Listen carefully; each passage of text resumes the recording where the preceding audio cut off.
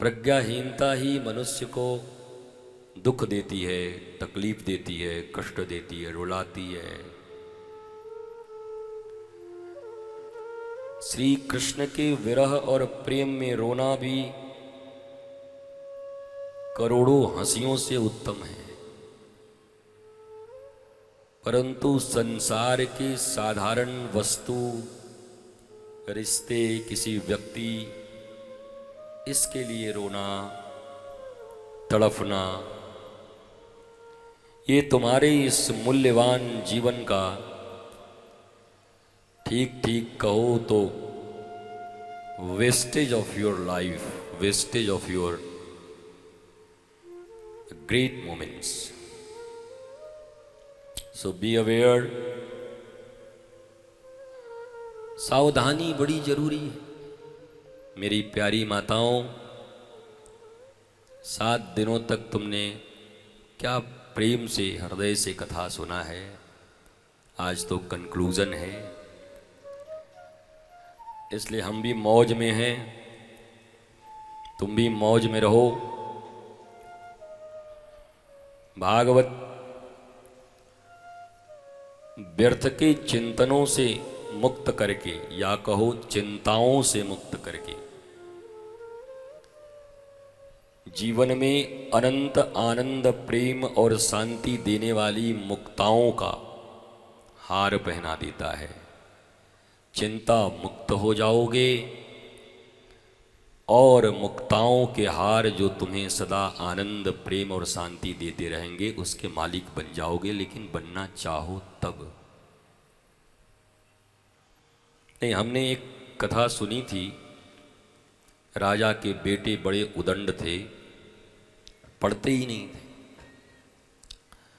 बड़े बड़े tuition teacher आए, मास्टर आए, किसी की धोती खोल देते, किसी के चेयर के टांग तोड़ देते। पानी मांगता तो मिर्ची डाल के दे देते, बेचारा भाग जाता, टिकता ही नहीं। खानदानी लड़के थे सब।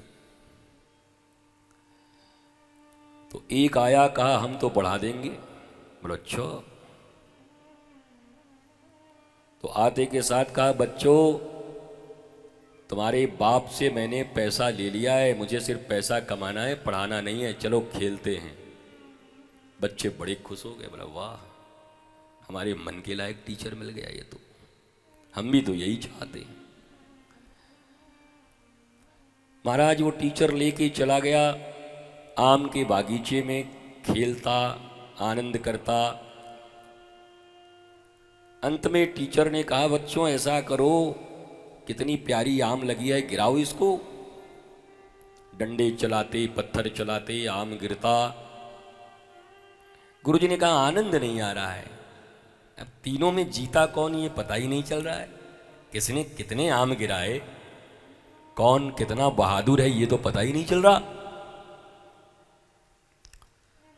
तो कैसे होगा? बोला एक डंडा मारो, गिराओ, दूसरा उठाओ और तीसरा गिन के रखते जाओ किसके नाम से कितना हुआ। फिर तुम डंडा चलाओ, वो उठाए, वो गिने। 10-5 मिनट तो किए। 5-10 मिनट के बाद जो सबसे छोटा वाला था उसने कहा, अरे भैया भैया, ये तो ऐसे ही कल के हमें गिनती सिखा देगा, पढ़ा रहा है ये। और फिर तो धोती खोल के मास्टर की जो लुटिया गोल करी। मास्टर ने कहा कि ब्रह्मा विष्णु महेश भी आवेंगे तो तेरे खानदान को नहीं पढ़ा पावेंगे महाराज, ये बने बनाए आए हुए, ये कहाँ से आए, कौन पढ़ावेगा इनको बताओ। तो जीवन में ऐसी वृत्ति भी हमारे भीतर होती, क्योंकि व्यक्ति अपने कानों को भौतिक रूप से तो खोल कर रखता है, परंतु प्रज्ञा की दृष्टि से बंद करके रखता है। कान कुछ नहीं सुनता। आपने जीवन में देखा है कि आपका मन उड़ा हुआ हो, बहुत भयंकर कहीं मन उड़ा हुआ हो, और आपके सामने ही कोई कुछ बात कर रहा है, आपको कुछ नहीं सुनाई पड़ता। और बाद में पूछेगा, भाई साहब अभी मैंने 10 रुपया बोला था ना। अरे बोला भैया, हम तो अपने 50 में खोए हुए थे, हमें कहाँ कुछ सुनाई पड़ा, हमारा मन कहीं और था।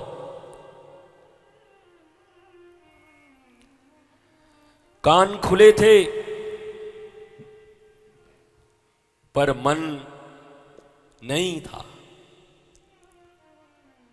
इसलिए कान अपना काम नहीं कर पाए, बेकार हो गए। बटन की तरह दो आंखें ऐसी खुली थी, ऐसे। और आजकल तो ऐसे वाले बहुत लोग हैं, तुम देखते ही हो। आपको सुनाई पड़ रही मेरी आवाज अच्छे से? कोई वर्ड मिस नहीं हो रहा है? Okay, good good. हमें लग रहा है थोड़ा हाउंस ज़्यादा है, अगर बेस पे थोड़ा सा ले आइए तो मुझे भी सुनाई पड़ेगी।